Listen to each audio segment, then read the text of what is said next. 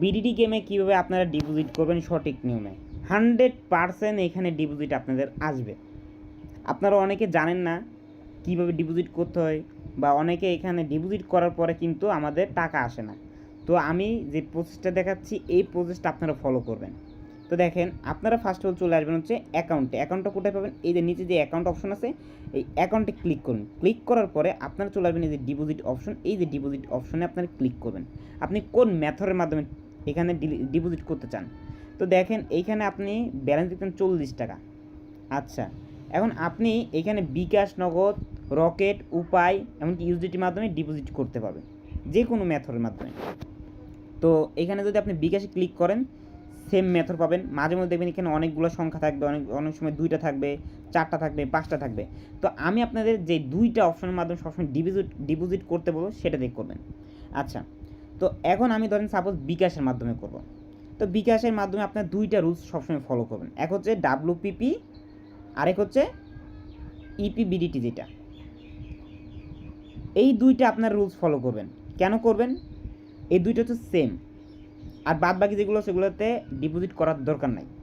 আচ্ছা, তো আপনার কাজ হচ্ছে কি, যদি 100 থেকে 400-র মধ্যে ডিপোজিট করেন তাহলে ইপিতে করবেন, আর যদি 500 থেকে 25,000 টাকার মধ্যে করেন তাহলে এই WPPতে করবেন। আশা করি বুঝতে পারছেন। তো এখানে অনেকেই কী করতে পারেন, 500 টাকা সিলেক্ট করে কিন্তু 400 টাকা মারতে পারেন, বা 500 থেকে কিছু টাকা কম মারেন না, এখানে ভুল করবেন না। আর ডিপোজিট করার আগে আপনার কখনও এইখানে ধরেন 500 টাকা সিলেক্ট করলেন, ডিপোজিটে ক্লিক করলেন, ডিপোজিটে ক্লিক করার পরে আবার ডিপোজিটে নতুন করে ক্লিক করলেন, ওইটা করবেন না। জাস্ট একবার ডিপোজিট কমপ্লিট করবেন। আশা করি বুঝতে পারছেন। তো ধরেন আমি এখানে কি করব, আমি এখানে ডিপোজিট করব। তো দেখেন আমি ইপিতে করব 100 টাকা। তো ইপিতে চাপ দিলাম। চাপ দেওয়ার পরে এইখানে যে 100 আছে এই 100 উপরে ক্লিক করব। আপনারা এখানে নিট পাঠাবেন 100, 200, 300, 400। কেউ খুরসা এখানে ডিপোজিটে ক্লিক করবেন না।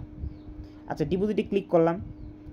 ডিপোজিটে ক্লিক করার পরে এইখানে আপনি একটা নাম্বার পাবেন। আপনার যত দ্রুত সম্ভব এই ডিপোজিটের নাম্বারটা কপি করে যত দ্রুত সম্ভব এখানে সাবমিট করবেন। তাড়াতাড়ি করার চেষ্টা করবেন, যে কারণ নাম্বারটা চেঞ্জ হয়ে যায়। তো এখান থেকে নাম্বারটা কপি করতে হবে। আচ্ছা, নাম্বারটা কপি করার পরে আপনারা চলে আসবেন বিকাশে। বিকাশ আসার পর ক্যাশ আউট করবেন। এই যে ক্যাশ আউটে চাপ দিবেন। চাপ দেওয়ার পরে এখানে আপনার এজেন্টের যে নাম্বারটা কপি পেস্ট করবেন, করার পরে এখান থেকে নিট 100 চার্জ দিতে হবে না, নিট 100 টাকা ক্যাশ আউট করে দিবেন। আচ্ছা, ক্যাশ আউট করার পরে আমি পিন কোড দিয়ে দিলাম। এখানে পিন কোড দেওয়ার পর আমার এখান থেকে সাবমিট করে দিতে হবে। সাবমিট করা হয়ে গেলে আপনি এখান থেকে কী করবেন, এই ট্রানজ্যাকশন আইডি কপি করবেন। ট্রানজ্যাকশন আইডি কপি করা হলে আপনারা চলে আসবেন হচ্ছে এই পেজটাতে। এই পেজটাতে আসার পর এই যে এখানে টাকা পাঠান, পরে টিআরএক্স এইখানে আইডিটা আপনাকে বসাইতে বলতেছে। তো আপনি যেটা টিআরএক্সটা করছেন, ট্রানজ্যাকশন, তো এই ট্রানজ্যাকশন আইডি বসাবেন। বসানোর পরে নিচে পেমেন্ট নিশ্চিত করুন, এখানে ক্লিক করবেন। ক্লিক করার পরে সাকসেস লেখা উঠবে। তো সাকসেস লেখা ওঠার পরে এইখানে আপনি সর্বনিম্ন 30 সেকেন্ড থেকে 1 মিনিট ওয়েট করবেন, তারপরে বের হবেন। তার আগে কখনোই বের হবেন না। আমরা কিন্তু এখানে প্রায় 50 সেকেন্ড লেট করছি।